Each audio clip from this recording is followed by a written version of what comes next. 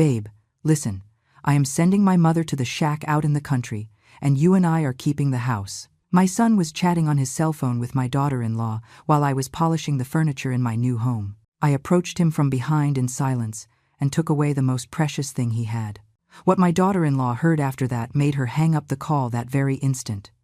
But let me tell you how I arrived at that moment. How a 64-year-old mother, who dedicated her entire life to her son, ended up spying on her own betrayal. How unconditional love became the perfect tool for them to rip away everything I had built with my own hands. That morning, I had woken up early. As always, my hands were not the same as they were 20 years ago, but they were still capable. They kept cleaning. They kept working. They kept giving. Even though there was not much left to give, I had bought a new cloth and a special polish for the wood. I wanted the living room furniture to shine. This house was my pride, my achievement. The result of 30 years of working in a textile plant where my fingers bled more times than I can remember. Michael had arrived 2 days earlier. He said he was coming to visit me, that he wanted to spend time with me, that Ashley was busy with a project in the city and he was taking the opportunity to come out to the town. I believed him. I always believed him. I cooked his favorite meal. I cleaned his old room. I put on fresh sheets that smelled of the fabric softener he liked. I bought the coffee brand he loved, even though it seemed way too expensive to me. I spent almost $40 just on things to welcome him properly. He arrived with a smile. He hugged me at the door. He told me the house looked beautiful, that I looked good, that he had missed my cooking. I melted, as always. Just like every time my son gave me a crumb of affection, I had dinner with him that night and we talked about everything and nothing. He asked about my neighbors, about my health, about my routines. I told him everything in great detail because we had not had a conversation like that in months. I thought my son was finally maturing, that he finally valued his mother. How foolish I was. The next morning, he got up late. I had already eaten breakfast and was cleaning the living room. The wooden furniture I had bought with so much effort needed constant care. Each piece of furniture had a story. I bought the coffee table when Michael turned 15. I got the bookshelf when he got into college. The 3-seater sofa was a gift to myself when I finally finished paying off the house. Every penny I spent on this house came from my sweat, from my tired hands, from my swollen knees after so many years standing in the factory. Michael came out of his room around 10 in the morning. He had his cell phone in his hand, as always. That thing seemed to be welded to his palm. He greeted me with a quick kiss on the forehead and poured himself some coffee. I kept cleaning. I did not want to bother him. I did not want him to think his mother was a nagging old woman who would not leave him alone. Then his phone rang. Ashley. I saw the name on the screen before he answered. My daughter-in-law, the woman who married my son 6 years ago and who since then seemed to have a personal mission to distance me from him. But I never said anything. I never complained. A good mother does not meddle in her son's marriage. A good mother stays quiet and hopes they include her. Michael answered and walked toward the hallway. I kept cleaning the coffee table. I moved the cloth in soft circles, trying not to make noise. I wanted the wood to shine. I wanted everything to be perfect. Then I heard his voice. He was not speaking softly. He was not whispering. He was speaking normally because he thought I was not paying attention. Because to him, I was just part of the furniture. Babe, listen. I am sending my mother to the shack out in the country, and you and I are keeping the house. The cloth fell from my hand. My entire body froze. I thought I had heard wrong, that my old ears were deceiving me. But then he kept talking, and every word was worse than the last. I already spoke to the owner of the property. It is a run-down trailer with 2 small rooms, but it is enough for her. It is only 20 minutes from town, so she will not be that isolated. I told him it is temporary, while we fix some things here at the house. But you and I know she is not coming back. This house is ours now. My legs trembled. I had to lean against the wall so I would not fall to the floor. Michael was standing in front of the hallway window, completely oblivious to my presence. He continued talking with that relaxed and casual voice, as if he were planning a vacation and not the exile of his own mother. She is not going to refuse. You know how she is. She always says yes to everything. Besides, I am going to tell her that the country air is better for her health, that living out there will do her good, that here in the house there are too many stairs, and at her age she could fall. She is going to swallow the whole story. She always does. Ashley said something on the other end of the line. I could not hear what, but Michael's answer was clear. No, we are not going to pay her rent. She did enough for me her whole life. Now it is my turn to decide what is best for her. Besides, this house is technically mine too. I grew up here. I have a right. I felt something break inside my chest. It was not my heart. It was something deeper. It was the image I had of my son. It was the illusion that all my sacrifice had been worth it. It was the hope that at the end of the road, my son would love me the way I loved him. I stood there against the wall, feeling how 30 years of work turned into nothing. Like every overtime hour I worked at the plant. Like every meal I skipped so he could eat better. Like every dollar I saved, denying myself treats so he could study. Everything evaporated in that hallway, while my son planned to steal the only thing that truly belonged to me. Then something changed in me. It was subtle, it was silent, but it was real. My hands stopped shaking, my breathing slowed down, my mind cleared with a coldness I had never felt before. I took my cell phone out of my apron pocket. I opened the voice recorder app. I pressed the red button, and I started walking toward him. My steps were silent. The hallway carpet muffled any sound. Michael kept talking, oblivious to everything. Oblivious that his mother was less than 6 feet away, documenting every word of his betrayal. The trailer costs $400 a month. It is cheap. But do not worry. She has her Social Security check. Let her pay her own rent. We need that money to remodel the kitchen. You always wanted a modern kitchen, and this house has good space. We are going to knock down that wall and put an island in the center. It is going to look gorgeous. I got closer. I was right behind him now. So close I could see the screen of his cell phone. So close I could hear Ashley breathing on the other side. My hand held my phone up high, recording every second, every word, every betrayal. Mom is not going to complain. She never does. She is too nice, too submissive. She has always been like that. That is why it is so easy. Tomorrow I will tell her I found a perfect place for her, and that is it. In a week, she will be installed over there, and we will be here. Then I took one more step. My shadow fell over him. Michael turned around. Our eyes met. He saw my face. He saw my phone held high. He saw the screen with the recording counter running. And in that exact moment, he understood what he had just lost. It was not the house. It was not the money. It was not the plan. It was the proof. Mom, he whispered with a cracking voice. On the other end of the line, Ashley kept talking. She was saying something about new curtains, about modern furniture, about how they were going to change everything. But then she must have heard Michael's silence. She must have felt that something was wrong. Michael? What is wrong? Why aren't you talking? My son could not speak. He looked at me with eyes wide as saucers, with terror painted on his face, with guilt oozing from every pore of his skin. I held my phone higher. I made sure he could see the screen clearly, that he understood that every second of the last 5 minutes was recorded, saved, protected. Michael, what is happening? Ashley's voice sounded hysterical now. Then I did something I never thought I would do. I brought my mouth close to my son's phone, and I spoke directly into the receiver. My voice came out clear, firm, without any trembling. Hello, Ashley. It is me, Linda, your mother-in-law, the one you were going to send to the shack, the owner of this house. There was a silence, then a stifled scream, then the unmistakable sound of a call being cut off. My son dropped the phone. It fell onto the carpet with a dull thud. He stood there looking at me as if he were seeing a ghost, as if his submissive and obedient mother had just turned into something he could not recognize. I stopped the recording. I put my phone in my pocket, and then I spoke with a calmness that surprised even myself. You have 2 hours to get out of my house, Michael. 2 hours to pack your things and get out. And if you ever try to take what is mine, this recording is going to reach everyone.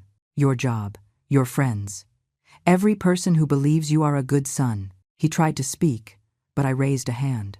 The gesture silenced him immediately. I do not want to hear you. I do not want your excuses. I do not want your tears. I just want you to leave. I turned around and walked back to the living room. I picked up my cloth from the floor, and I kept cleaning my furniture as if nothing had happened. But everything had happened, and I had just recovered something I had lost a long time ago, my dignity. But to understand how I arrived at that moment of absolute clarity, I need to take you back in time. I need to show you who I was before I became the woman who held that phone recording, the betrayal of her own son. I need you to understand why that instant was so devastating and so liberating at the same time. I was born in a small town where women learned from childhood that their value lay in serving, in caretaking, in shutting up. My mother cleaned other people's houses, and my father worked in the fields. We were poor but dignified. Or, that is what they told us. Dignity was the only thing we had when we did not have enough to eat 3 times a day. I met Michael's father when I was 19. He was 5 years older than me and worked in construction. He had large, rough hands, an easy smile. He promised me a house, a family, a better life than the one I had as a child. I believed him because I wanted to believe him. Because at 19, one believes that love is enough to build a future. We got married 6 months later. The wedding was simple, a borrowed dress, a small cake, 20 guests in the backyard of my parents' house. But I was happy. I thought my life was finally going to begin, that I was going to have my own home, my own children, my own story. Michael was born a year later. It was a difficult birth. I was in labor for 16 hours. I thought I was going to die. But when I saw him for the first time with his eyes closed and his fists clenched, I knew I would do anything for him. Anything. That was my first mistake, promising anything without limits. The first few years were hard. My husband worked all day and came home tired. I stayed home with Michael. I nursed him. I took care of him. I washed his clothes by hand because we did not have a washing machine. I cooked with the little we had. Sometimes there was only macaroni and cheese or canned soup, sometimes not even that. But I always made sure Michael ate, even if I went to sleep on an empty stomach. When Michael turned 3, my husband left. There was no argument. There was no goodbye. He simply went out to work one day and never came back. He left a note on the kitchen table. It said he had met someone else, that he needed a fresh start, that he was sorry. 4 lines. That was all 5 years of marriage were worth. I sat in that kitchen with the note in my hand while Michael played on the floor with some wooden blocks. I wondered how I was going to survive, how I was going to feed my son, how I was going to pay the rent. I had no job. I had no family nearby who could help me. I had nothing except a 3-year-old boy who depended completely on me. That night, I did not sleep. I stayed awake doing the math in an old notebook, calculating how much I needed, how much I had, how much I was missing. The numbers did not add up. They never added up. But the next morning I got up anyway. I bathed Michael. I gave him the last bowl of cereal left in the house. And I went out to look for work. I knocked on doors for 2 weeks. Diners, stores, offices. Everyone told me the same thing. We have no openings. Come back next week. Leave your number. They never called. I was starting to get desperate. The money my husband had left was running out. The rent was due in 10 days. The refrigerator was almost empty. Then I found the textile plant. It was on the outskirts of town, a big, gray building with dirty windows. They needed operators. They did not ask for experience. Just hands that worked and a willingness to work 10 hours a day. The pay was $6 an hour back then. It was not much, but it was something. I started working the next day. I left Michael with a neighbor who babysat for a few dollars a day. I left the house at 6 in the morning and came back at 7 at night. I arrived with swollen fingers and an aching back, but I arrived with money, with the possibility of eating, with the hope that maybe, just maybe, we could get ahead.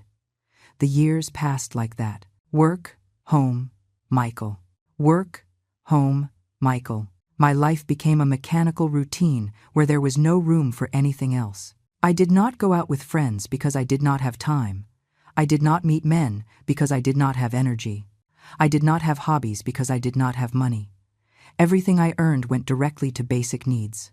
Rent, food, clothes for Michael, who grew so fast that his pants were too short every 6 months. But I was happy. Or that is what I told myself. Because I had Michael. Because he was a good boy. He got good grades. He helped me around the house. He told me he loved me. Every night before sleeping, he hugged me and whispered, "Thanks, Mom." Those 2 words made it all worth it. When Michael turned 12, he started to change. He started noticing what other kids had, and he did not. Brand name sneakers, video games, new bicycles. He asked me for things I could not give him. I tried to explain. I told him money was tight, that we had to prioritize, that there were things more important than expensive sneakers. He understood. Or so it seemed. But something in his look changed. He started seeing me differently. As if I were responsible for his life, not being like his friends' lives. As if working 10 hours in a factory was not enough sacrifice. As if everything I did not matter because at the end of the day, he was still the kid without the cool shoes. Even so, I kept working. I kept saving. When Michael turned 15, I bought him that coffee table that was in my living room today. It cost $200. I saved for 6 months to buy it. When I brought it home, Michael barely looked at it. He said thanks and went to his room. I stood there looking at that table, wondering if one day he would understand what it meant. What it cost, what it represented. The high school years were difficult. Michael wanted to go to college. He wanted to study business administration. He wanted to be someone important. I supported his dream, but the numbers did not add up. College was expensive. Textbooks were expensive. Transportation was expensive. Everything was expensive, and I was still earning barely above minimum wage in that gray factory. But I got a second job. I cleaned offices on weekends. 4 hours every Saturday and Sunday for a little extra cash. It was exhausting. My knees started to hurt. My back cracked every time I got up. But Michael was going to go to college. He was going to have a better life than mine. He was going to be someone. For 4 years, I paid for his education. Tuition, books, gas money, meals. Everything came out of my 2 jobs. I lived on the minimum. I bought the cheapest clothes. I ate leftovers. I did not go to the doctor even if something hurt because every dollar counted. Every dollar was for Michael, for his future, so that he would not have to work in a factory like his mother. He graduated with honors. I was in the front row the day of his ceremony. I wore a dress I had bought at a thrift store. It had cost me $8, but I had washed and ironed it with such care that it looked new. When they called his name and he went up on stage to receive his diploma, I cried. I cried with pride, with happiness, with relief. Because he had done it. Because my son was a professional. Because all the sacrifice had been worth it. After the ceremony, Michael hugged me. He said, "Thank you, Mom." He told me none of this would have been possible without me. He promised he was going to take care of me when he got a job, that he was going to pay back everything I had done for him. I believed him. I always believed him. He got a job 6 months later. A company in the city. He started earning a good salary, something like $3,000 a month to start. It was not a fortune, but it was more than I had earned in my entire life. He moved into a small apartment near his office. I stayed in our rented house, continuing with my 2 jobs, because even though Michael was working, I still needed to pay for my own life. At first, he came to visit me every 2 weeks. He brought food. He gave me some money, $50, $100. I saved them even though I did not need them for urgent expenses. I kept them as proof that my son loved me, that he remembered me, that he had not forgotten me. But the visits became spaced out. Every 2 weeks turned into once a month. Then every 2 months, then only on Christmas and my birthday. He said work kept him busy, that he had a lot of responsibilities, that he was building his career. I understood, or I tried to understand, because that was what good mothers did. Understand. Wait. Do not complain. He met Ashley when he was 28. She worked at the same company. She was pretty, well-dressed, from a family with money. Michael was in love. He introduced me to her at an uncomfortable lunch where she barely spoke to me. She asked what I did for a living. I told her I worked in a factory. She smiled, but it was not a warm smile. It was a smile that said, "Poor woman," without saying it out loud. They got married a year later. The wedding was big, elegant. in a hall with crystal chandeliers. I did not pay for anything. Ashley's family took care of everything. I only went as a guest. I sat at a table in the back. I wore a new dress that had cost me $60. It was the most expensive dress I had bought in my life. But next to the other guests, I seemed out of place. After the wedding, Michael changed even more. He was no longer just my son busy with his career. He was Ashley's husband. And Ashley had very specific plans about how their life should be, plans that did not include me. The visits became almost non-existent, maybe 3 times a year, and when he came, he always brought Ashley. She sat in my small living room looking at everything with that expression of someone who is evaluating. She touched my old furniture. She commented on how outdated the decor was. She suggested I should modernize, that I should change this or that, but she never offered help. Only criticism wrapped in false concern. I kept working at the plant. My hands were no longer the same. Arthritis had begun to settle in my fingers. Every movement hurt. Every shift was a battle against my own body, but I could not stop working. I needed the money. I needed to feel useful. I needed to have something that was mine, even if it was just a paycheck every 2 weeks. It was around that time that I started dreaming of something more, of having my own house. Not a rented house where the landlord could raise the rent whenever he wanted. Not a place where I lived with the constant fear of being evicted. I wanted something that was truly mine. A place where no one could kick me out, where I could die in peace knowing I had a piece of land with my name on it. I spoke to the bank. They told me that with my salary and credit, I could qualify for a small loan. I found a modest house on the outskirts of town, 2 bedrooms, 1 bathroom, a tiny kitchen, but it had a small garden and good light in the mornings. It cost $80,000. It was old and needed repairs, but it was perfect for me. I applied for the loan. They approved it on the condition that I give a down payment of $10,000. I had saved $8,000, money I had kept for years in a tin under my bed. I needed $2,000 more. I asked Michael for help. It was the first time in years I asked him for anything. I explained that I had found a house, that I needed a little help for the down payment, that it was an investment in my future, in my security. He listened in silence. Then he said he would talk to Ashley. 2 weeks passed. Finally, he called me. His voice sounded tense, uncomfortable. He told me he was very sorry, but they could not help me. That they had just bought a new car, that they were saving to remodel their apartment, that maybe in a few months. I told him there was no problem. That I understood, that he should not worry. I hung up the phone and cried. I did not cry for the money. I cried because my son, who had studied with my money, who had eaten with my money, who had had everything thanks to my work, could not give me $2,000, not because he didn't have it, but because he didn't want to. I got the money another way. I sold the few pieces of jewelry I had, a ring that had been my mother's, some gold earrings I had been given at my wedding, a small chain. Altogether, it gave me $1,200. I borrowed the rest from a coworker at the factory. I promised to pay her back in 6 months. She accepted because she knew I was a woman of my word. I bought the house. I signed the papers with trembling hands. When they gave me the keys, I felt something I hadn't felt in decades. Freedom, security, pride. This house was mine. I had bought it with my own effort. No one had given it to me. No one could take it from me. I told Michael. I thought he would be happy for me, that he would come to see my new house, that maybe he would even help me move. He said, "That's great." Just that. "That's great, Mom." And then he changed the subject.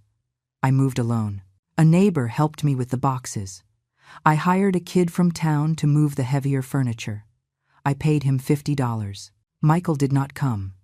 He said he had work, that he was sorry, that he would come visit me soon. Months passed before he came.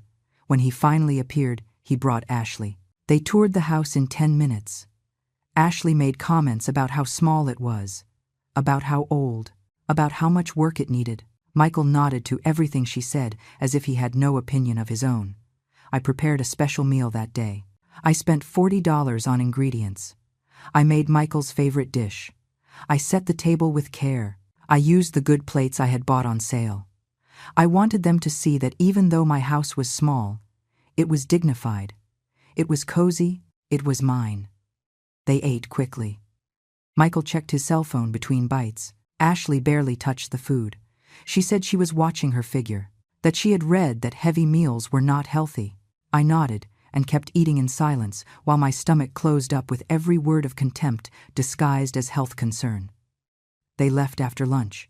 They said they had plans in the city, that they had come only because they were passing nearby.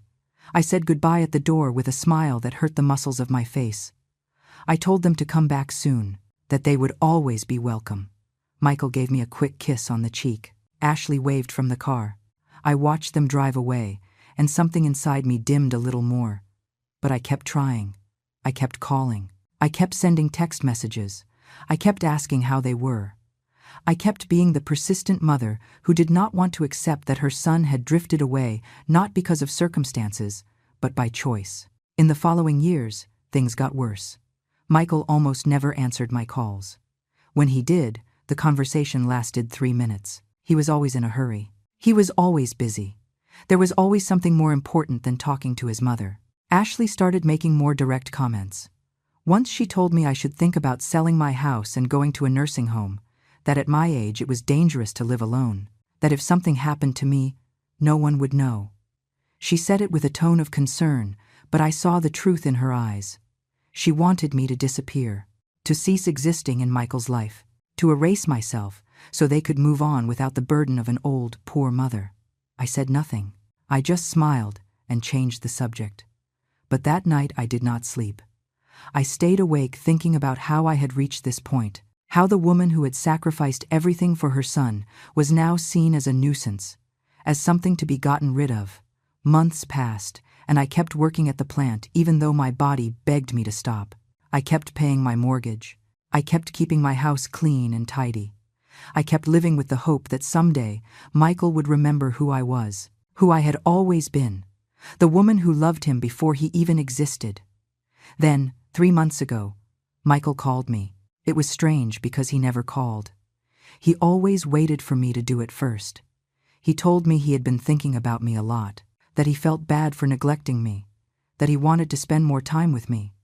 He asked if he could come visit me, stay a few days, reconnect. I said yes immediately. My heart leaped with joy. I thought my son was finally coming back, that finally he had missed me, that finally everything was going to get better. I prepared for his arrival with such care. I cleaned the house from top to bottom. I bought new sheets. I filled the fridge with his favorite things. I spent almost $200 on that preparation, but I didn't care. My son was coming. My son wanted to be with me. He arrived 2 days ago, smiling, affectionate. We talked for hours. We ate dinner together. We watched TV. For the first time in years, I felt I had my son back, that everything had been worth it, that finally he was seeing everything I had done for him, how blind I was, how foolish, how naive. Because while I was polishing the furniture this morning believing my son finally valued me, he was in the hallway planning how to steal my house, my only asset, the only thing that truly belonged to me, and that was when I heard it. When that bubble of happiness exploded, when reality hit me with a force that almost knocked me to the ground. Babe, listen, I am sending my mother to the shack, and you and I are keeping the house. Everything made sense. The unexpected visit, the sudden affection, the questions about my routines. Everything had been a strategy, a way to evaluate, to plan, to betray.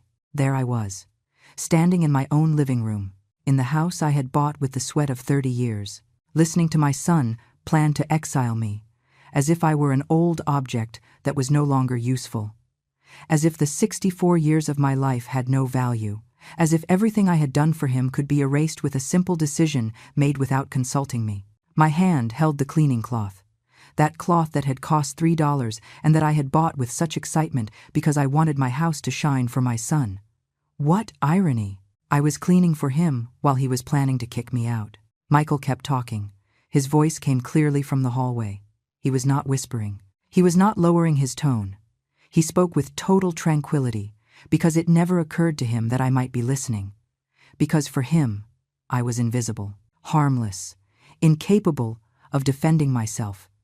The trailer is perfect for her. It is far away, but not that far. It has the basics. 2 small rooms, kitchen, bathroom.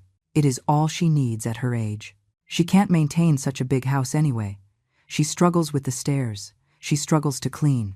It is for her own good, for my own good. Those words went through me like knives. He was justifying my exile as an act of love, as if stealing my house were doing me a favor, as if sending me to live alone in a dilapidated trailer far from town where I had lived my whole life was taking care of me. Ashley said something I couldn't quite hear, but Michael's answer was perfectly clear. No, she won't suspect anything. I am going to tell her I got the place especially for her, that it is a quiet place where she will be better off, that here in town there is too much noise, too much pollution, that over there she will breathe fresh air. She will believe me. She always believes me. She always believes me. He was right. I had always believed everything, every excuse, every broken promise, every lie wrapped in smiles. I had swallowed it all because I wanted to believe my son was good, that he loved me, that someday he would give back even a fraction of everything I had given him. I already spoke to Mr. Christensen, the owner of the property. I told him my mom needed a quiet place for health reasons. He gave me a good price, $600 a month. She can pay it with her Social Security. She gets like $1,500 a month, so she can afford it. We don't have to spend anything on her. $1,500. That was my check, after 30 years in the factory. $1,500 that barely covered food, utilities, medicine, and Michael had calculated exactly how much he could take from me without me starving to death. He had done the math. He had planned every last detail of my impoverishment. I felt my legs start to shake. I leaned against the coffee table. That table I had bought when Michael turned 15. That table that cost 6 months of savings. That table he had barely looked at when I brought it home. Now that table was going to be Ashley's. She was going to put her fashion magazines on it. She was going to rest her expensive wine glasses on it. She was going to enjoy something I had paid for with my pain. And this house is perfect for us. It has good size, good location. We can remodel it completely. Knock down that kitchen wall. Make the whole space open concept. Change the floors. Modernize the bathrooms. It is going to look gorgeous. And the best part is, we won't pay rent. We are going to save like $3,000 a month. $3,000 a month. That was what my house was worth to them. Not the sacrifice it cost to buy it. Not the sleepless nights worrying about payments. Not the pride of having something of my own. Just $3,000 saved. Just an economic convenience. Ashley spoke again. This time I could hear part of what she was saying. Her voice sounded excited, almost childish. Oh, babe, I can't wait. I am already seeing the new furniture. I want a modern living room, all white with gold accents, and a kitchen with an island. I have always wanted a kitchen like that. Your mom has good taste for nothing. Everything here is so old, so ugly. Michael laughed. He laughed at his wife's comments about my house, about my furniture, about my taste. He didn't defend it. He didn't defend me. He just laughed, as if it were all a joke. As if I were a joke. I know, babe. That is why we are going to change everything. Nothing old will remain. We are going to make this house our home. A real home. Modern, elegant. Like we deserve. Like they deserved. They deserved my house. I didn't. I who had paid for it. I who had maintained it. I who had worked until my hands bled to be able to buy it. I didn't deserve to live in it, but they did. My eyes filled with tears. But they were not tears of sadness. They were tears of rage, of helplessness, of a fury that had been asleep for decades and was now waking up with a violence that frightened me. And the best part is that legally she can't do anything. The house is in her name, yes, but I am her only son. I am her direct heir. Besides, if she objects, I just have to get a medical certificate saying she can no longer live alone, that she needs care, that she represents a danger to herself. With that, I can make decisions for her. I already consulted a lawyer. He had already consulted a lawyer. He hadn't just planned to rob me. He had looked for legal ways to do it.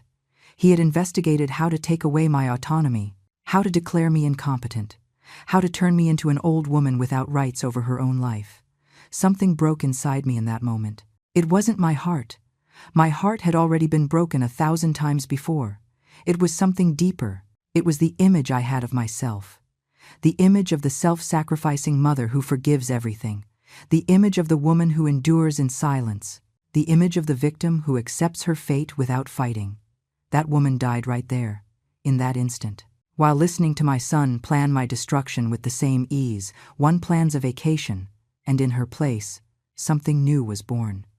Something cold, something calculating, something I didn't know existed inside me. I dropped the cloth. The sound was soft, but in my mind, it sounded like thunder. I took my cell phone out of my apron pocket. My hands were no longer shaking. My fingers moved with precision. I opened the recorder app. The same app I had downloaded months ago. When a coworker taught me how to use it to record the supervisor's instructions, I pressed the red button. The counter started running. 0 seconds. 1, 2, 3. Every second was a word of betrayal being documented. Every second was proof. Every second was my salvation. I started walking toward the hallway. My steps were silent on the carpet. That carpet I had bought on sale for $80. That carpet I had vacuumed 1,000 times. That carpet that now muffled the sound of my revenge. Michael didn't hear me approaching. He kept talking with total tranquility, with total confidence, with total contempt. Mom has never been one to complain. She is one of those old-fashioned women, submissive, obedient, always putting others first.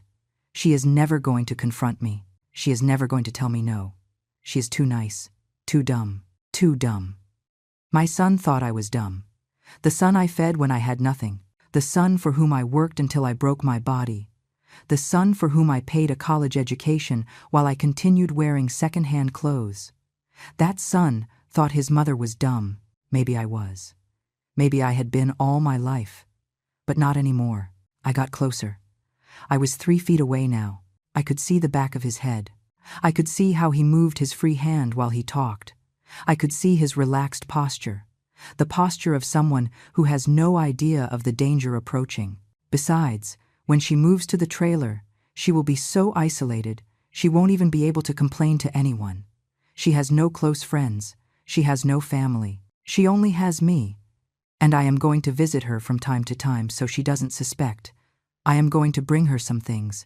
I am going to tell her I love her. And she is going to be happy because at least her son visits her. At least her son visits her. That was all he thought I needed. Crumbs of affection, occasional visits, lies wrapped in fake smiles.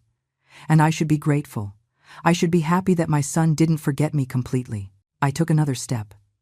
Now I was right behind him. My shadow touched his back. My phone recorded every word. My heart beat with a calmness I had never felt. And then I did it. What I never thought I would be capable of doing. What would change everything forever. I took one last step. My shadow fell completely over him. Michael must have felt something because his body tensed slightly. But he kept talking. He kept sealing his own doom with every word. The only thing that worries me is that the trailer is very neglected. But oh well, she won't complain. As long as she has a roof over her head, she will accept anything. And if she gets sick or something, well, that's a pity. But we did what we could. No one can tell us we are bad children. Bad children. He was worried about what people would say. Not about me. Not about my well-being. Only about his image. Only about maintaining the facade of a good son while sending me to die slowly in an abandoned shack. Michael turned around. Our eyes met. And that was when I saw it. I saw the exact moment his brain processed the scene. His mother standing behind him. His mother with the phone held high. His mother with the screen clearly showing the red recording symbol. The counter marking 3 minutes and 40 seconds. 3 minutes and 40 seconds of documented betrayal. 3 minutes and 40 seconds of evidence. 3 minutes and 40 seconds that had just changed everything. The color left his face. His eyes opened so wide I could see the white around his pupils. His mouth opened, but no sound came out. The phone almost fell from his hand. On the other end of the line, Ashley kept talking. Her voice sounded cheerful, excited, planning the decoration of my house as if it were already hers. Michael, are you listening to me? I say we should change the windows too. These are very old. And paint everything white. White makes spaces look bigger and more modern. Michael couldn't speak. He looked at me as if he were seeing a ghost, as if the submissive and dumb woman he knew had just transformed into something he couldn't comprehend, into something dangerous. I held the phone higher. I wanted him to see it well. I wanted him to understand that there was no way to deny what he had said. There was no way to manipulate the situation. There was no way to turn me into the crazy woman who misunderstood everything. Because I had proof.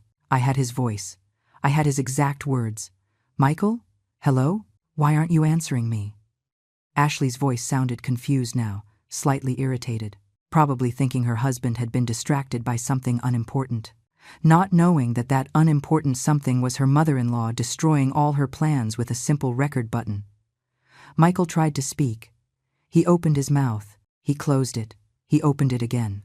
But the words didn't come out. He was in shock, in panic, in that state of pure terror that comes when you realize you just lost something very important. I moved closer, so close I could hear his rapid breathing, so close I could see a drop of sweat starting to form on his forehead.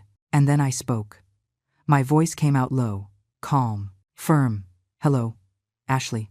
There was a silence on the other end, a heavy, dense silence. Then her voice, no longer cheerful, no longer excited, now tense, sharp, scared. Linda? Yes, Ashley.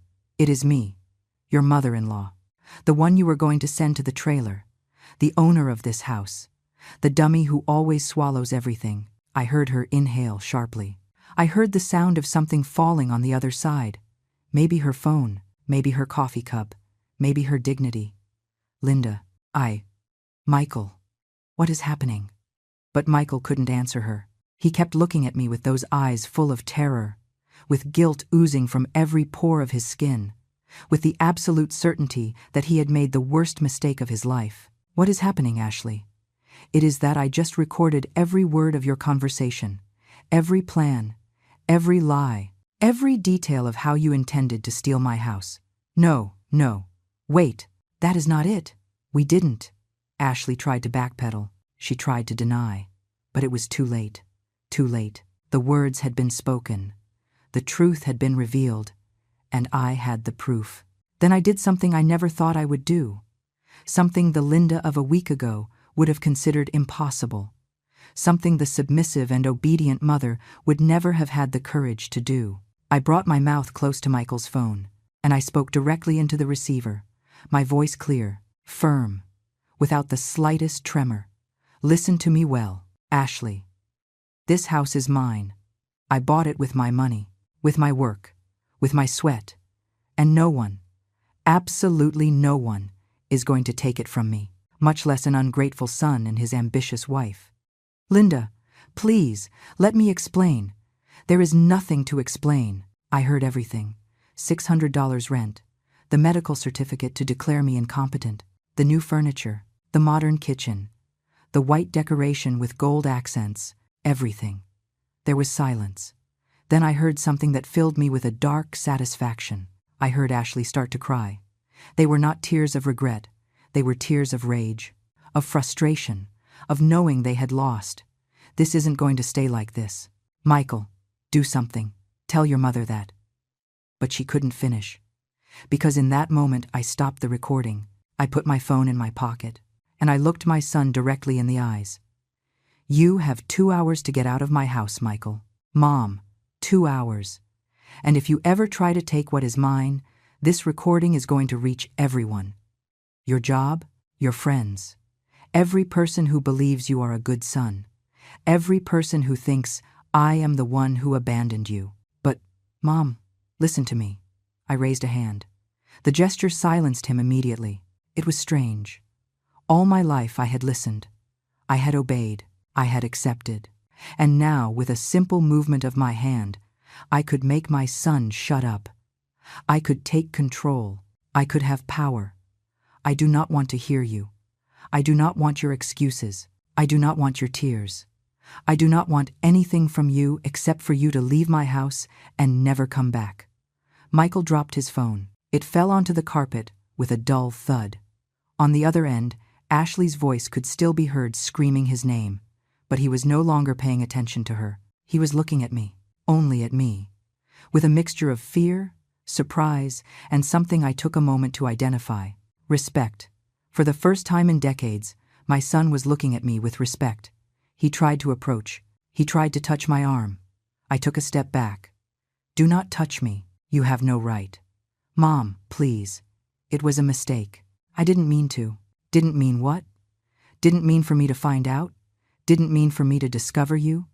Didn't mean to lose the free house you planned to steal from your mother." He opened his mouth, but nothing came out. Because there was nothing to say. There was no valid excuse. There was no possible justification. Only the naked and cruel truth of his betrayal. I turned around. I walked back to the living room. I picked up my cloth from the floor, and I started cleaning the coffee table again, as if nothing had happened. As if my world hadn't just changed completely. As if I hadn't just recovered something I had lost so long ago I didn't even remember what it felt like. My dignity. Behind me, I heard Michael picking up his phone. I heard Ashley still screaming on the other end. I heard him trying to calm her down, to explain to her, to minimize the damage. But the damage was already done, and there was no way to undo it. I wiped the cloth over the wood in soft circles. The table started to shine, and while it shone, I thought about everything that had happened. About all the years of sacrifice. About all the times I swallowed my pain. About all the occasions I accepted being less so that my son could be more. And I thought about how foolish I had been. Not foolish for loving. Not foolish for sacrificing. Foolish for believing that limitless sacrifice was love. Foolish for thinking that giving everything meant I would receive something in return. Foolish for confusing being a good mother with being a voiceless mother. I heard steps in the hallway. Michael was walking toward his room, probably to pack, probably processing what had just happened, probably calling Ashley again to plan his next move. But I was no longer afraid, because I had the power now. I had the evidence. I had control. And above all, I had the absolute certainty that I would never again allow anyone to treat me as if I were worth nothing, not even my own son. I finished cleaning the table. It looked beautiful. The wood shone under the morning light. I sat on the sofa and looked around. My house, my small house with its old furniture and its outdated decor and its kitchen that needed remodeling. But it was mine, all mine. And it was going to stay that way. The 2 hours passed in a heavy silence. I stayed in the living room. I didn't move a muscle. I just sat on my sofa, listening to the sounds coming from Michael's room. The opening and closing of drawers, the dragging of a suitcase, the sound of the zipper. Every noise was a small victory. Every movement was confirmation that I had finally taken control of my own life. My phone vibrated several times, messages from an unknown number. I didn't need to open them to know they were from Ashley, probably insulting me, probably threatening me, probably trying to manipulate me with poisoned words. I ignored them all. I blocked the number, and I kept sitting on my sofa waiting. When Michael finally came out of the room, he was carrying a large suitcase. His eyes were red. I don't know if he had cried or if he was just tired from the adrenaline and shock. I didn't care. I no longer cared about his pain. Not after he had planned mine with such coldness. He stopped at the entrance to the living room. He looked at me. He opened his mouth as if he were going to say something, but I looked him directly in the eyes and shook my head. A single movement. Firm. Final. He understood. He closed his mouth. He looked down, and he walked toward the front door. Before leaving, he stopped, his hand on the doorknob, his back to me. His voice came out low, broken. "I'm sorry. Mom." 3 words. 3 words that arrived 30 years late. 3 words that no longer meant anything because actions had screamed much louder than any apology. I didn't answer. I just waited for him to open the door, for him to leave, for the sound of his steps to fade down the driveway, for the engine of his car to start, for the noise to get lost in the distance. And when finally silence filled my house again, I let out the air I didn't know I had been holding. My shoulders relaxed. My hands stopped gripping the edge of the sofa. My eyes closed. But I didn't cry. There were no more tears. There was only a cold and absolute clarity about what I needed to do now. I got up. I went to my room. I searched in the back of my closet for an old box where I kept important documents. The deed to the house, payment receipts, bank papers, everything that proved this house was mine and only mine. I reviewed every paper. I made sure everything was in order, that there was nothing Michael could use against me. Then I looked in my contact list for a number I hadn't called in months. Susan Miller, a neighbor who lived 3 streets down.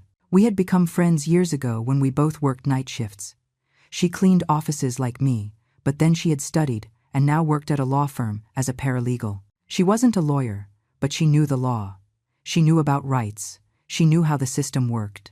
I dialed her number. She answered on the 3rd ring. "Linda? What a surprise. How are you?" Her voice sounded warm, genuine. It was strange to hear warmth after hours of coldness and betrayal. "Susan, I need your help. It is urgent." There was a pause. Then her tone changed. It became serious, professional. What happened? I told her everything, from the beginning to the end. The conversation I heard, the recording I made, the 2 hours I gave Michael to leave.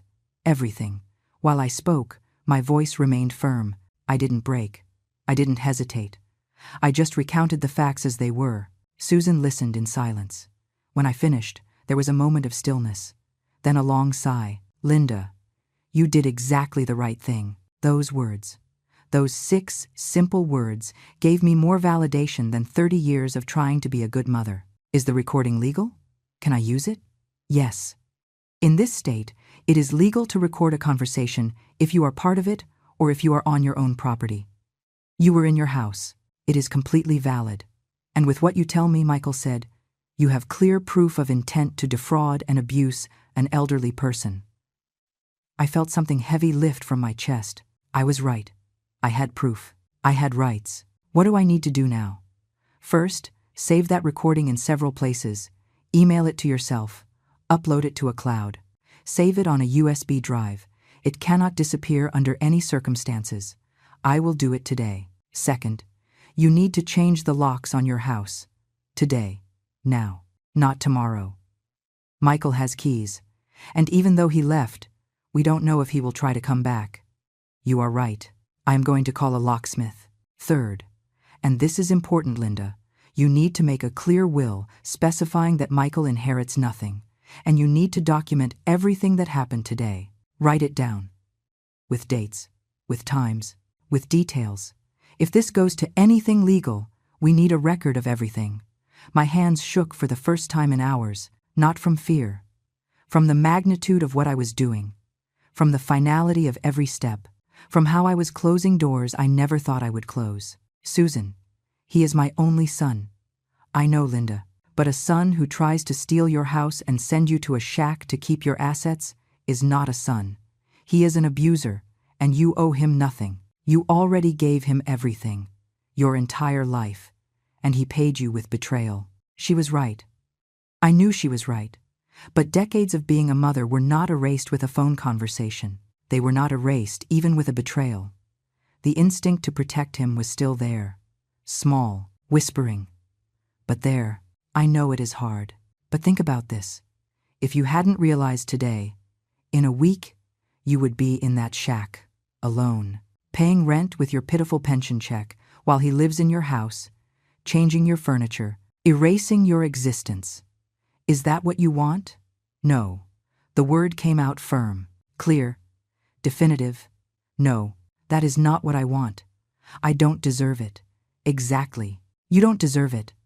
You deserve to live in your house, the house you bought with your work, the house that is yours, and you deserve to live without fear of someone taking it from you. I took a deep breath. Susan was right about everything. I needed to act. I needed to protect myself. I needed to make sure this never happened again.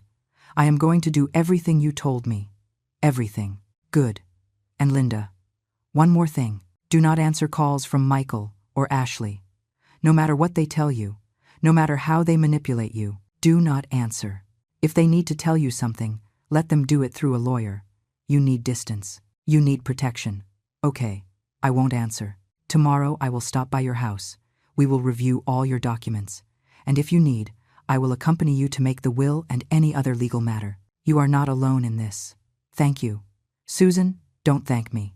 That's what friends are for. And Linda, listen to me well. I am proud of you. What you did today? Recording that conversation? Defending your house? That takes courage. A lot of courage. I hung up the phone and sat on the edge of my bed. Susan's words resonated in my head. I am proud of you.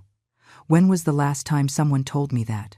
When was the last time I myself had been proud of me? I couldn't remember. I got up. I looked in my old notebook for the number of a locksmith I had used years ago when I lost my keys. I dialed. An older man answered. Palacios Locksmith. I need to change all the locks on my house. Today, if possible. Today. Let me check. Yes, I can be there in 2 hours. Are there 3 locks? 4. Front door, back door, garden door, and the garage door. Okay. It is $200 for the whole job. Includes new, high-quality locks. Perfect. I will wait for you here. I gave him my address. He confirmed he would arrive around 4 in the afternoon. I hung up and looked at the clock. It was 2 o'clock. I had 2 hours to do everything Susan had told me. I opened my old computer, the one I had bought used years ago and barely knew how to use. I went to my email. It took me 3 tries to remember the password. Finally, I got in. I connected my phone to the computer with an old cable I found in a drawer. It took me 20 minutes to figure out how to transfer the recording. But finally, I managed. I emailed it to myself. Then I saved it in a folder on the computer. Then I copied it to an old USB drive I found in the same drawer. 3 copies, in 3 different places, as Susan had said. Then I opened a new document, and I started writing. Date, time, everything that had happened, every word of the conversation I remembered, every detail of the confrontation, every moment from when I heard Michael's voice until he walked out the door. I wrote for an hour. My fingers hurt. My back hurt. But I kept writing, because this was important, because this was my protection, because this was my documented truth. When I finished, I saved the document. I printed it. I put the printed sheet together with my other important documents, and I breathed. The doorbell rang. It was 4 o'clock sharp. The locksmith was punctual. I opened the door. It was a man of about 70, white hair, strong hands, kind look. Good afternoon, ma'am. I am here to change the locks. Come in, please. He entered with his toolbox. He started with the front door. I sat in the living room and watched him work. There was something therapeutic about watching how he removed the old lock, how he installed the new one, how he handed me the new keys. 2 keys for each lock. 8 keys in total. It took almost 2 hours to finish everything. When he finished, he showed me how each lock worked. He gave me tips on security. He told me he had installed them very securely. I paid him the $200 in cash, money I had saved for emergencies, and this was an emergency. The emergency of protecting what was mine. When he left, I locked the door. The new lock felt different, firmer, safer, more definitive. Michael no longer had keys to my house. Michael could no longer enter whenever he wanted. Michael no longer had access to anything of mine, and that felt like freedom. The following days were strange. It was like living in a parallel reality where everything looked the same, but felt completely different. My house was the same furniture, the same walls, the same windows, but the air inside was different, lighter, cleaner. As if by kicking Michael out, I had also removed years of invisible weight I had been carrying. My phone wouldn't stop ringing. Calls from blocked numbers, messages from new numbers, all saying the same thing with different words, that I had misunderstood, that Michael only wanted the best for me, that the trailer was really a good option, that I was being selfish, that I was a bad mother, that I was going to regret it. I deleted every message without reading more than the first few lines. I rejected every call without answering. I blocked every new number that appeared, and with every block, I felt I was recovering a piece more of my peace. Susan came the next day as she had promised. She arrived with a folder full of documents and a determination that reminded me why we were friends. She sat with me at the dining table, and we reviewed every paper. The deed to the house, the payment receipts, everything was in order. Everything was in my name, only in my name. This is important, Linda. Michael has no legal right to this house. You bought it before he was of legal age. It is completely in your name. There is nothing he can do legally to take it from you. And if he tries to say, I am not mentally well, that I need care? He said he had spoken to a lawyer about that. Susan shook her head. For that, he would need medical evidence. He would need a doctor to certify that you cannot make your own decisions. And look at you. You work. You pay your bills. You maintain your house. You made the smart decision to record his conversation and defend yourself. There is no doctor who can say you are not in your right mind. But he tried. I plan to do it. Planning it and achieving it are two different things. And now you have proof of his intentions. If he tries anything, you can prove it is he who is acting with malice, not you. Those words gave me a security I didn't know I needed. I wasn't crazy. I wasn't exaggerating. I was protecting what was mine, and that was completely valid. Susan took another document out of her folder. Now, this is a will template. You need to fill it out with a lawyer, but I want you to see the options. You can leave your house to whoever you want. To an organization. To a friend. You can even specify that it be sold and the money donated. The important thing is that it is clear that Michael inherits nothing. I looked at the paper. Seeing those blank words waiting to be filled made everything real in a way it hadn't been until that moment. I was disinheriting my only son. I was cutting the last tie that bound us, the tie of the future, the tie of inheritance, the tie of blood turned into assets. Is it the right thing? Susan put her hand over mine. Her fingers were warm, firm. Linda, the right thing is to protect yourself. The right thing is to make sure no one abuses you, not even your son. Especially your son, because he knew exactly what he was doing to you, and he did it anyway. Focus on you. She was right. She was always right. I know a good lawyer. He is not expensive. I can ask for an appointment for next week. We can go together. Thank you, Susan. She stayed with me all afternoon. We drank coffee. We talked about things that had nothing to do with Michael. About her children who lived in the city. About her work at the firm. About the soap operas we watched. It was normal. It was simple. It was what I needed. When she left, it was already getting dark. I locked the door with my new lock. I engaged the deadbolt, and I stood there in the silence of my house. It was a different silence than the one I had known before. It wasn't the silence of loneliness. It was the silence of peace. The silence of knowing that no one was going to enter without my permission. That no one was going to plan my exile in my own hallway. That no one was going to rob me while I cleaned my furniture with love. The days turned into weeks. I established a new routine. I got up early. I made my coffee. I sat in the garden to watch the sunrise, something I had never done because I was always rushing, always running, always working to give more to Michael. Now, the time was mine. All the time was mine. I cleaned Michael's room. I took out his things, the few he had left. I put them in boxes. I stored them in the garage. I didn't throw them away because a small part of me still couldn't, but I took them out of my sight. I took them out of my daily space. I painted the room a soft yellow. It took me 3 days because my old hands couldn't work very fast, but I did it. Every stroke of the brush was therapeutic. Every layer of new paint covered the memories. It erased them. It turned them into something different.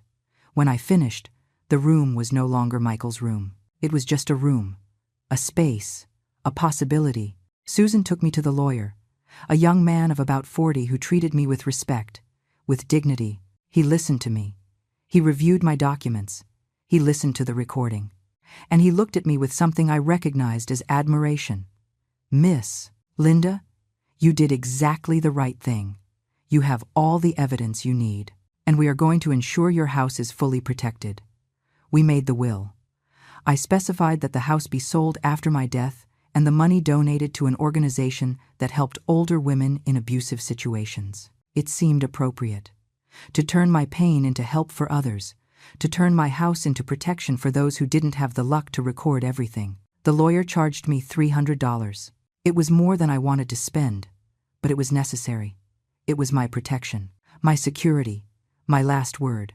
Michael tried to come once. 2 weeks after kicking him out, he arrived on a Saturday morning. He rang the doorbell. I was in the kitchen making breakfast. I heard the bell, but I didn't move. He rang again, then again. Then he started knocking on the door with his knuckles. "Mom, I know you are there. Please, let me in. I need to talk to you." His voice sounded desperate, but I had learned not to trust tones of voice. I had learned that desperation could be real, and yet intentions could still be bad. I stayed still, quiet, waiting. "Mom, please. I'm sorry. I really am sorry. Just let me explain." Explain what? How he had planned to rob me? How he had calculated exactly how much of my pension he could take from me? How he had consulted with a lawyer to declare me incompetent? There was no explanation that could erase that. He waited out there for 20 minutes, knocking, calling, pleading. I continued making my breakfast: scrambled eggs, toast, black coffee. I ate at the dining table, listening to how his voice cracked on the other side of the door. And I felt nothing. No pity, no guilt, no impulse to open. I only felt the firmness of knowing I was doing the right thing. Finally, he left. I heard his car engine fading away. I heard the silence return, and I continued eating my breakfast in peace. That afternoon, I found an envelope he had slid under the door. I picked it up. Inside was a handwritten letter, Michael's handwriting that I had known since he learned to write. I read it once, only once. "Mom, I know I made a terrible mistake. I know I hurt you. I know I have no excuse. But you need to understand that I only wanted the best for you. The country really has good air. It is quiet. I thought you would like it. Ashley and I only wanted to help. It was never our intention to rob you. The house is yours. It has always been yours. We just thought it would be better for everyone if we moved here and you to a place more appropriate for your age. Please, forgive me. You are my mother. I love you. I can't lose you. I read every word, every carefully constructed lie, every attempt at manipulation wrapped in fake concern, every phrase designed to make me feel guilty, to make me doubt, to make me open the door and forgive everything as I had always done." I folded the letter. I went to the kitchen. I took a lighter from the drawer. I turned on the stove burner, and I burned the letter. I watched the words twist and turn black, how the paper was consumed, how everything turned to ashes. I threw the ashes in the trash can. I washed my hands, and I went on with my day. The neighbors started noticing that Michael no longer came. Some asked. I responded with vagueness. "He is busy with work. He has many responsibilities. You know how it is." No one pressed further. The townspeople understood that there were things that were not spoken of. But Mr. Stevens, the next-door neighbor, a widower of 70, did ask directly one afternoon when he saw me in the garden. "Linda, is everything okay? I haven't seen Michael in weeks." I looked at him. Mr. Stevens had always been kind to me. He had been a good neighbor. He deserved something more than vagueness. "My son tried to steal my house, Mr. Stevens. He tried to send me to a shack to keep everything. I found out and kicked him out." His eyes widened. Then his expression softened into something that looked like understanding mixed with sadness. "I am sorry, Linda. That is terrible. But you did well to defend yourself. No one has the right to take what is yours, not even a son. Thank you, Mr. Stevens.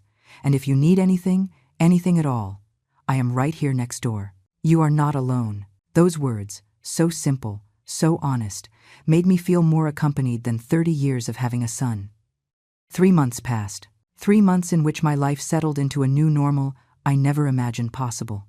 A normal where I was the center, where my decisions mattered, where no one planned my future behind my back. The lawyer finalized all legal procedures. The will was ready, signed, sealed, stored in his office with copies in my house. Michael would inherit nothing, and that no longer hurt me. It no longer produced that stab of guilt I felt the first weeks. Now it was just a fact, a documented reality that gave me peace. Susan continued visiting me every week. Sometimes she brought food. Sometimes she just came to drink coffee and talk. She had become something more than a friend. She was my witness, the person who knew my whole story and didn't judge me, the person who reminded me I had done the right thing every time doubt tried to slip into my head. One day she told me something that stayed engraved in my mind. "You know what I admire most about you, Linda? that after so long living for others, you finally learn to live for yourself. That is brave. That is beautiful. I had lived 64 years without understanding what it meant to live for me. It had always been living for my husband, for Michael, to meet expectations, to sacrifice myself, to be the good woman, the good mother, the one who never complains. Now I was learning, little by little, day by day. I started doing small things I had never allowed myself. I bought fresh flowers for the dining table every week. They cost $8, but they made me happy. I sat in my garden in the afternoons just to watch the sky. I ate when I was hungry without waiting for anyone. I watched the Hallmark movies I liked without feeling I was wasting time. Small things. Insignificant to anyone. Revolutionary for me. Mr. Stevens became an unexpected friend. Sometimes he knocked on my door with a plate of food he had made too much of. Sometimes he asked for help fixing something in his house just as an excuse to chat. There was no romance. There were no intentions beyond friendship. Just two older people who had lived enough to understand the value of uncomplicated company. One afternoon, he told me his story, how his wife had died 5 years ago, how his children lived in other states and barely visited him, how he also knew the loneliness of being the parent who gave everything and received little. It is funny. Linda, one spends one's whole life raising children thinking they will be there at the end, that they will take care of you as you took care of them. But life doesn't work like that. Children grow up and make their lives. And one has to learn to be okay with that, to be okay alone. But we are not completely alone. We have ourselves. And that has to be enough. He nodded, he smiled, and we toasted with our coffee mugs as if we were celebrating something important. Maybe we were. Maybe we were celebrating having survived, having learned, having found peace in the stage of life where others only found bitterness. The money I used to spend visiting Michael or sending him things, I now used on myself. I bought new clothes, not secondhand, new from the store. I spent $120 on 3 blouses and 2 pairs of pants that fit me well and made me feel dignified. I got a haircut at a real salon for the first time in years. $30 that made me feel like a person who mattered. I hired someone to fix the leaks in the roof I had been ignoring because I didn't have extra money. $200 well spent on maintaining my house in good condition. My house, my investment, my future. Every expense was a statement. I matter. My comfort matters. My happiness matters. Michael tried to contact me 2 more times in those 3 months. Once through a new number, sending me a long message about how Ashley was pregnant and how I was going to be a grandmother and how that should make me forgive him. I blocked the number without answering. Another time he appeared at the church door one Sunday. I was leaving Mass when I saw him standing there. He looked thinner, more tired, as if the last months had also taken a toll on him. He took a step toward me. I took a step back. My message was clear without the need for words. He stopped. He opened his mouth. He closed it. And finally, he walked away without trying to speak to me. That night I felt strange. Not exactly sad. Not regretful. Just aware that that scene on the church steps might be the last time I would see my son. That maybe that was my goodbye. Silent. Definitive. Without words. And it was okay. It had to be okay. Because the alternative was allowing him back into my life just to hurt me again, and I was no longer willing to be hurt. One afternoon I was sitting in my garden when Mr. Stevens called me from his fence. "Linda, I have something to tell you." I crossed into his garden. I sat on his old wooden bench. He offered me lemonade. I accepted. "I saw your son a few days ago. He was with his wife downtown. They looked. Well, they didn't look good. She was arguing with him right in the street. Something about money. About an apartment they can no longer afford. Something inside me tensed. But it wasn't worry. It was something more complex. It was confirmation that Michael had lost more than just his plan to steal my house. He had lost his stability. I didn't want to tell you, but I thought you should know. In case he tries to come again. In case he tries to manipulate you with money problems. Thank you for telling me, Mr. Stevens. But even if he comes, I won't help him. Not anymore. He made his decisions. Now he has to live with the consequences. Well said, Linda. Well said. We drank our lemonade in silence. A comfortable silence. a silence that didn't need to be filled with unnecessary words. That night I went to bed early. My body was no longer young. The days tired me faster than before.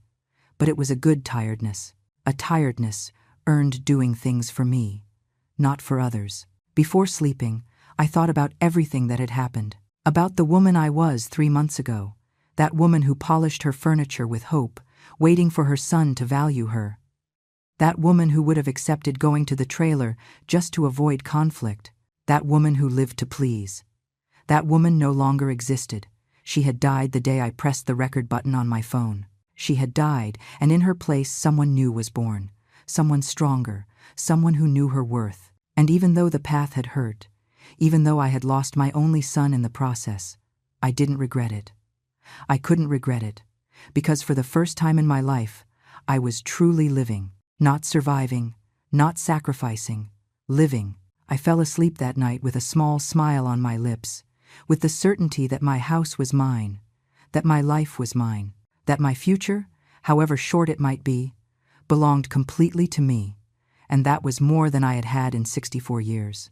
Months later, when everything was already in order, when my life had found its rhythm, when I hardly thought about Michael except as a closed chapter of my story, I received the final confirmation that I had made the right decision. But that would come later, in a chance encounter that would close everything definitively, an encounter that would show me exactly what the son I raised had become, an encounter that would let me sleep every night without a single shadow of regret. 6 months after kicking Michael out of my house, life had given me something I never thought I would have at 64. True peace. Not the fake peace that comes from ignoring problems. Not the temporary peace that comes from avoiding conflicts. Real peace. Profound. The peace of knowing that your life belongs completely to you. I had found a part-time job at the town bookstore. I didn't need it desperately. My Social Security covered my basic expenses. But I wanted to be busy. I wanted to have a purpose that wasn't just existing. The owner was a kind man who valued my life experience. He paid me $10 an hour. I worked 4 hours a day, 5 days a week. $200 a week that I spent on things that made me happy. Books, plants for my garden, occasional outings to eat with Susan. Small luxuries that before I would have denied myself, thinking it was selfish to spend on myself. My house had transformed. It was no longer just the place where I lived. It was my sanctuary. I had painted the living room a soft cream color. I had bought new cushions for the sofa. I had hung curtains that let the morning light in beautifully. Every change was small. Every change cost little. But together, they had turned my house into something that was completely mine. Mr. Stevens had started coming to dinner on Sundays. We took turns cooking. He made a delicious chicken and rice.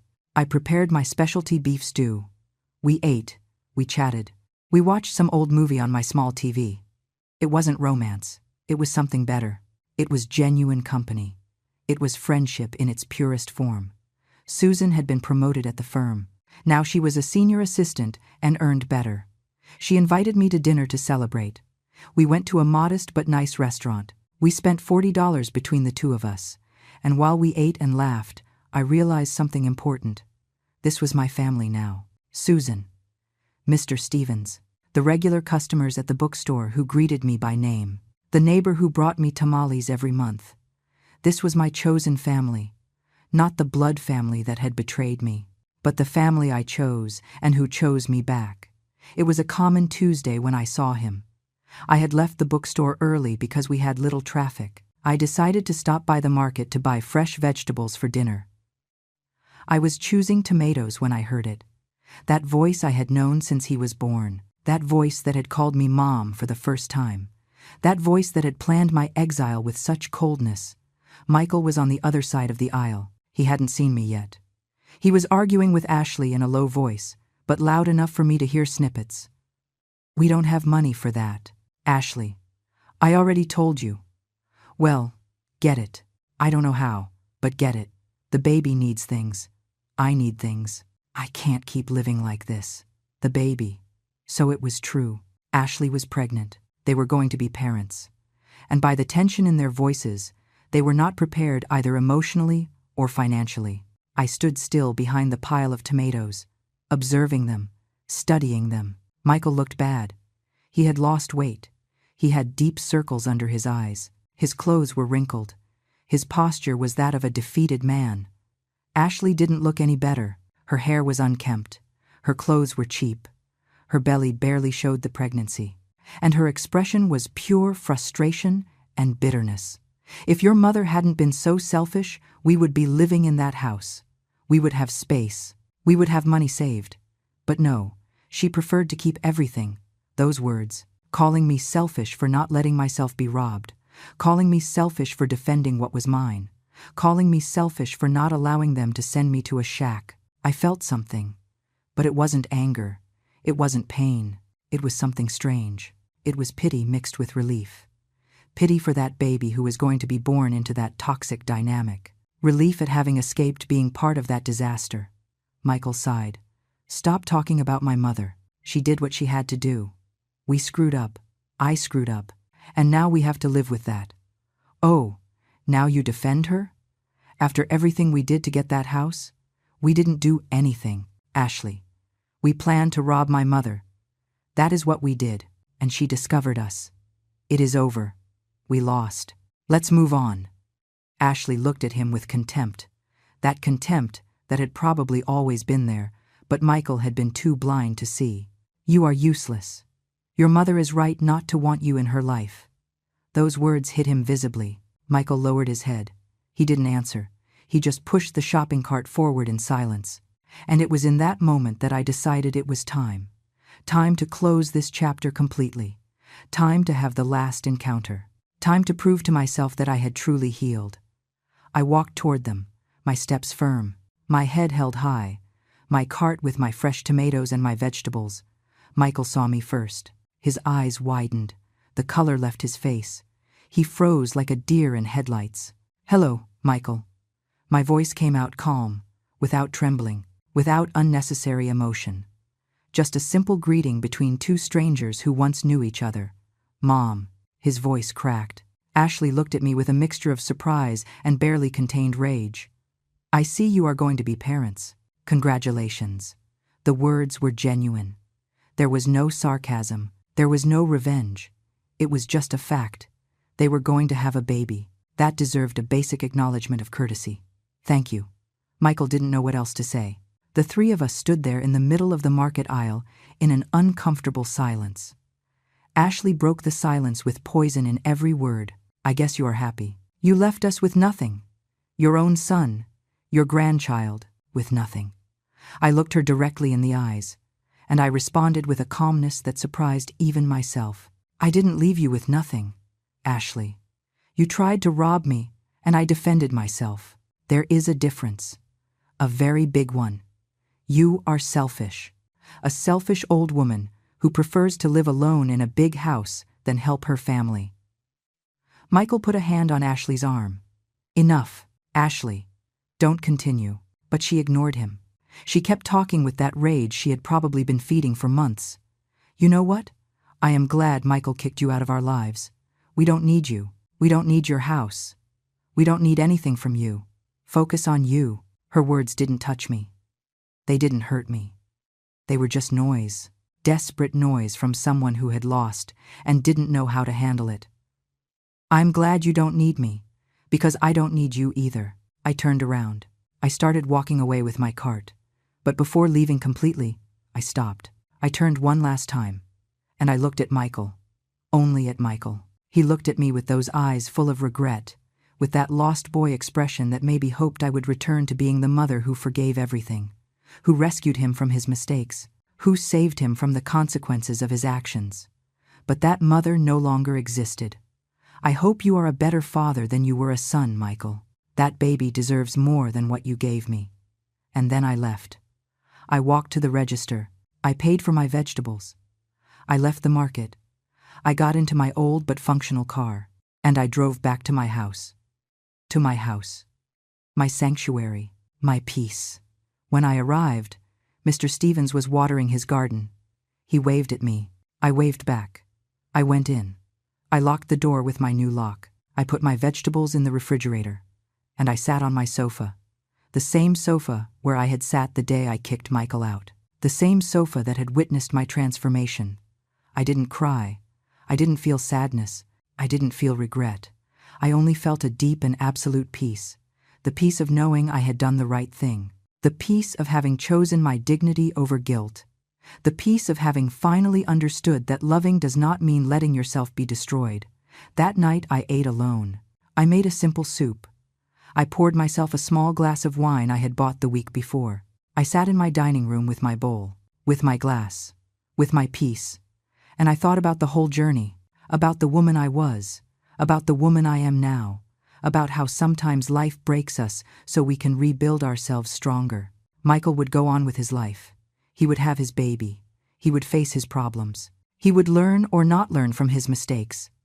But it was no longer my responsibility. It was no longer my burden. It was no longer my pain. I would also go on with my life. In my house, with my job, with my chosen friends, with my garden that bloomed every spring, with my books, with my quiet afternoons, with my freedom won by blows of courage. I washed my bowl. I turned off the lights. I went to sleep in my bed, in my room, in my house that no one would ever take from me. And for the first time in 64 years, I closed my eyes knowing with absolute certainty that my life was completely mine, that I had recovered not only my house, but something much more valuable. I had recovered myself, and that, finally, was enough.